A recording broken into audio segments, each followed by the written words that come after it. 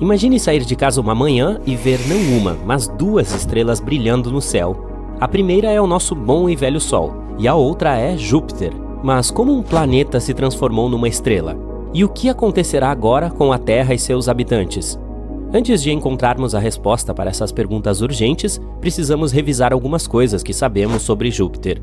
O maior planeta do Sistema Solar é um gigante gasoso, o que significa que ele é composto principalmente por gases. Devido às diferenças de pressão e temperatura, esses gases se separam em camadas. Isso cria aquelas faixas vermelhas e brancas que podem ser vistas da Terra. As temperaturas no topo da atmosfera de Júpiter são insanas, podendo atingir incríveis 727 graus Celsius. O planeta também tem uma imensa atração gravitacional. Em 1995, a sonda Galileu alcançou a atmosfera de Júpiter e a cruzou a uma velocidade de mais ou menos 170.600 km por hora. Ela sobreviveu às temperaturas escaldantes e começou sua descida. E continuou se movendo mesmo quando as temperaturas caíram repentinamente e a pressão, assim como a velocidade do vento, aumentaram. Mas 58 minutos e 157 quilômetros de exploração depois, as coisas não ficaram muito bem. A pressão de 23 atmosferas e as temperaturas ainda altas acabaram com a sonda. Ela foi derretida e depois vaporizada pelo calor extremo. Se Júpiter de repente decidisse continuar crescendo, acabaria se tornando uma estrela. E sua composição permitiria isso. Uma vez há muito tempo, Júpiter ficou com a maior parte da massa que restou da formação do nosso Sol. Foi assim que ele acabou com mais do que o dobro do material combinado de todos os outros corpos do Sistema Solar. E os ingredientes do planeta são os mesmos de uma estrela, principalmente hidrogênio e hélio. Júpiter não é massivo o suficiente para entrar em combustão, mas e se fosse? Em seguida, ele se transformaria em outro tipo de corpo celeste, provavelmente uma anã marrom. Nesse caso, teria um efeito menor nas órbitas dos planetas do nosso Sistema Solar, porque as anãs marrons são mais massivas que os planetas, mas não tão massivas quanto as estrelas. Uma anã marrom geralmente tem 13 a 80 vezes a massa de Júpiter. Ela só pode se tornar uma estrela se a pressão em seu núcleo aumentar o suficiente para iniciar a fusão nuclear. Então, vamos imaginar que isso aconteceu. Júpiter se tornou uma estrela real, por exemplo, uma anã vermelha. As anãs vermelhas são estrelas com massas em torno de 7,5 a 50% da massa do nosso Sol. Também são mais quentes que as anãs marrons. Sua temperatura pode chegar a mais de 3.500 graus Celsius. Nosso Sol, em comparação, tem uma temperatura de mais de 5.500 graus Celsius. Isso significa que a anã vermelha recém-formada será muito mais fraca que o Sol. E ainda que a anã vermelha Júpiter poderia impedir que os outros planetas seguissem suas órbitas, porque não conseguiriam encontrar um equilíbrio entre as forças gravitacionais das duas estrelas. Os planetas se moveriam para mais perto do Sol ou mais perto da recém-formada anã vermelha. Se a Terra escolhesse a primeira opção, as temperaturas insanas da nossa estrela principal provavelmente eliminariam todos os seres vivos em pouco tempo. Se fosse o segundo cenário, provavelmente congelaríamos, já que Júpiter, como uma anã vermelha opaca, não seria capaz de nos aquecer o suficiente. Mas pode haver mais uma opção: os outros planetas podem ser expulsos do Sistema Solar. Se Júpiter fosse uma estrela, aumentaria muito a quantidade de radiação que a superfície da Terra receberia. Nossa atmosfera teria que nos proteger tanto da radiação vinda do Sol quanto da de Júpiter. As anãs vermelhas são notoriamente ativas. É por isso que Júpiter, assim como o Sol, provavelmente teria frequentes ejeções de massa coronal, uma expressão chique para descrever grandes nuvens de partículas eletricamente carregadas que uma estrela libera numa explosão com enorme velocidade. Mas agora Júpiter tem um impacto significativo em nosso planeta. O gigante gasoso tem aproximadamente 318 vezes a massa da Terra, e isso também significa que tem uma atração descomunal sobre nosso planeta. Sua gravidade pode causar mudanças na órbita da Terra e mudanças climáticas a cada 400 mil anos ou mais. Quando a influência de Júpiter é mais forte, a Terra geralmente tem invernos mais frios, verões mais quentes e períodos mais intensos de umidade e seca. Além disso, se Júpiter se transformasse em uma anã vermelha, sua característica mais proeminente provavelmente desapareceria para sempre. Estou falando da Grande Mancha Vermelha, uma enorme tempestade no hemisfério sul do gigante gasoso. Suas partes mais altas estão a mais de 8 km acima dos topos das nuvens. A tempestade é quase 2 vezes maior que o nosso planeta. Em 2017, a sonda espacial Juno da NASA conseguiu coletar muitos dados sobre a Mancha Vermelha e descobriu-se que essa tempestade monstruosa desceu mais de 322 quilômetros na atmosfera do planeta. Isso é 30 a 100 vezes mais profundo do que qualquer oceano na Terra. Mas essas medições provavelmente são imprecisas e as verdadeiras raízes da tempestade podem ir ainda mais fundo. A Grande Mancha Vermelha é mais fria que o resto da atmosfera. E tenha em mente que as temperaturas de Júpiter são de 173 graus Celsius negativos nas camadas superiores das nuvens. Por outro lado, quanto mais próximo do núcleo, mais quente fica. Misteriosamente, as temperaturas mais altas já registradas no gigante gasoso ocorreram na atmosfera logo acima da Grande Mancha Vermelha. Eram mais altas que a temperatura da lava aqui na Terra. Os astrônomos acreditam que a turbulência causada pela tempestade tem potencial para produzir ondas gravitacionais e sonoras que podem ser responsáveis pelo superaquecimento. Mas a própria tempestade é mais quente no fundo do que no topo. Cientistas observam o vórtice em movimento em Júpiter há mais de 150 anos. Algum tempo atrás, os astrônomos previram que isso gradualmente desaceleraria e se tornaria menor ou desapareceria completamente. Mas acabou não sendo o caso. Depois de analisar todos os dados recebidos com a ajuda do telescópio espacial Hubble, os pesquisadores ficaram perplexos ao descobrir que os ventos nos limites externos da tempestade realmente ganharam velocidade. A velocidade do vento nas bordas da tempestade pode atingir impressionantes 643 km por hora. Isso é mais rápido que os tornados da Terra. Ao mesmo tempo, se você estivesse no centro da Grande Mancha Vermelha, não ficaria muito impressionado. Os ventos lá se movem bem mais devagar. Agora tenho outra situação hipotética para você. E se Júpiter colidisse com a menor estrela que conhecemos? Hoje, esses dois corpos espaciais estão em rota de colisão. Um spoiler: a Terra pode não sobreviver a tal encontro. Ok, conheça essa pequena anã vermelha. Ela é do tamanho de Saturno e sua gravidade é de cerca de 300 vezes a do nosso planeta. Ela normalmente flutua a 600 anos-luz de distância da Terra em um sistema de estrelas duplas. Mas hoje, por alguma razão inexplicável, quebrou todas as leis do universo e está avançando em direção ao maior gigante gasoso do nosso sistema solar.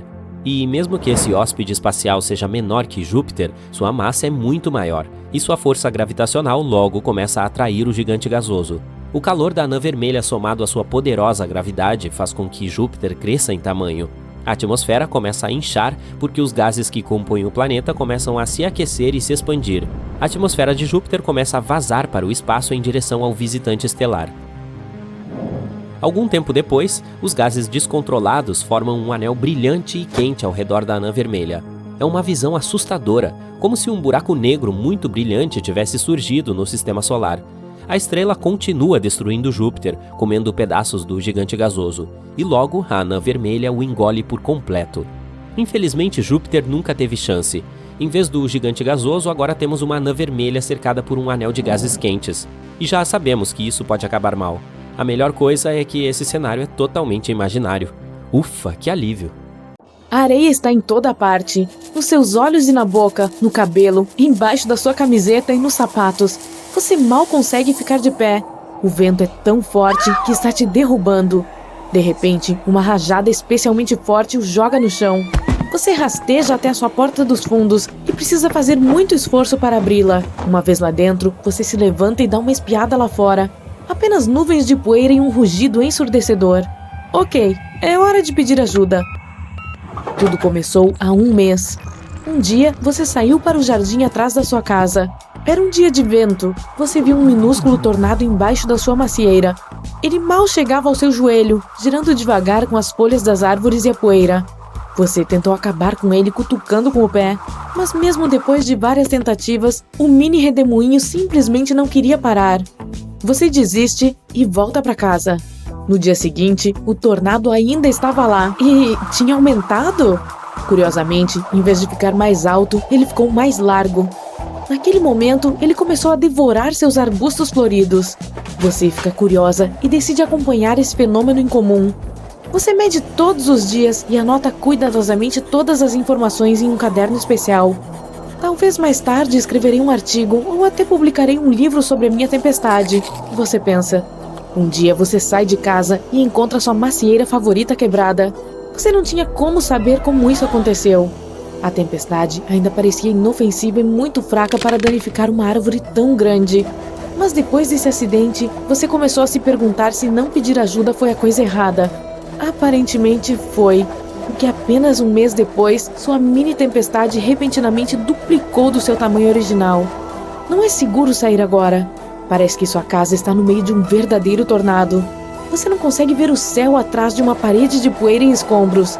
Seu jardim está arruinado, árvores quebradas, arbustos e plantas arrancadas do chão e lançadas voando para algum lugar distante. Você ouve a campainha tocar. Um grupo de cientistas que você convidou veio te socorrer.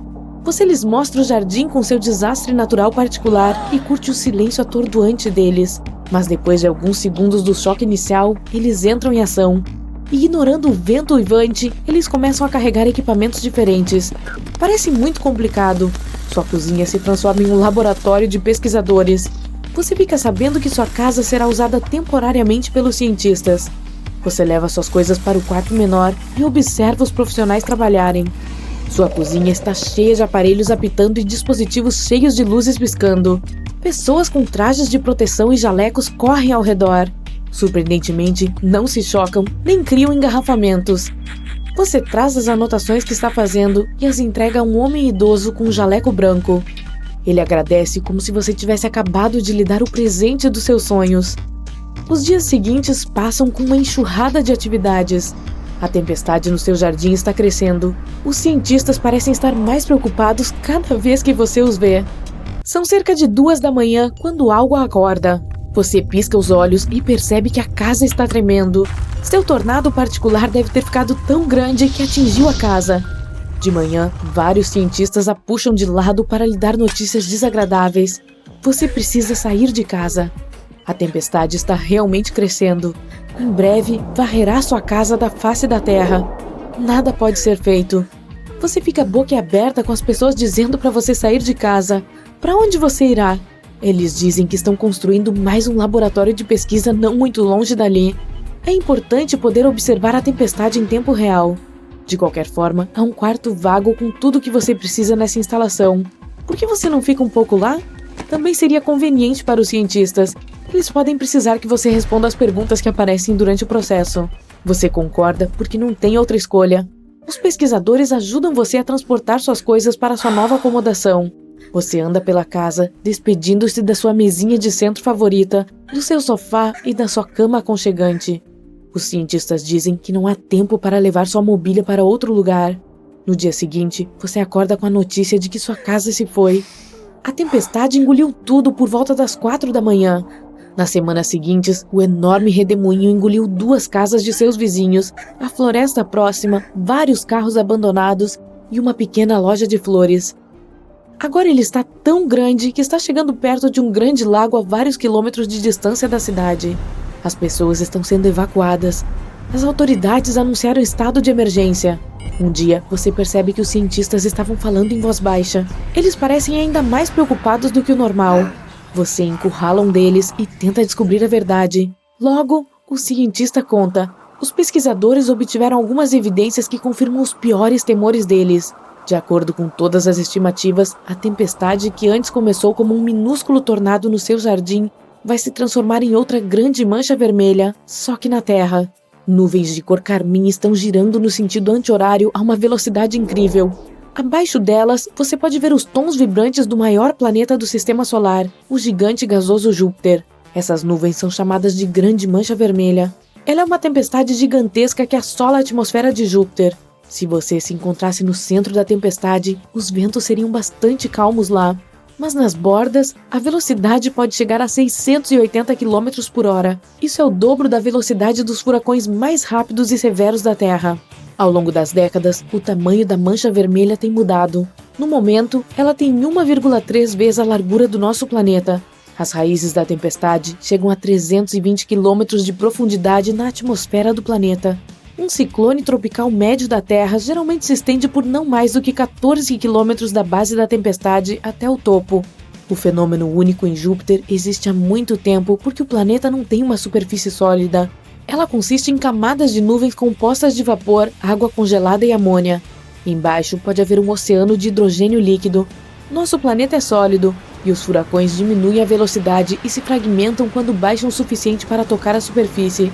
Mas a grande mancha vermelha não tem onde pousar, é por isso que ela continua furiosa. O cientista também conta a coisa mais bizarra e alarmante sobre a tempestade no seu jardim.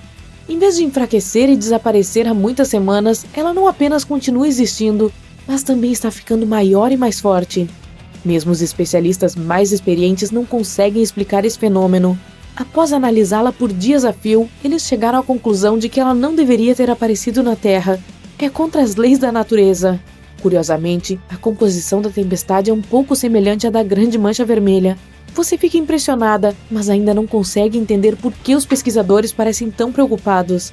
Acontece que sua mini-tempestade provavelmente crescerá tanto quanto a de Júpiter, mas como a Terra é bem menor do que a gigante mancha vermelha, é provável que engula todo o nosso planeta.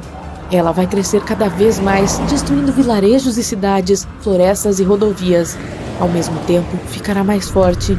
As pessoas terão que deixar suas casas e ser evacuadas para áreas relativamente seguras, até que não haja mais áreas seguras.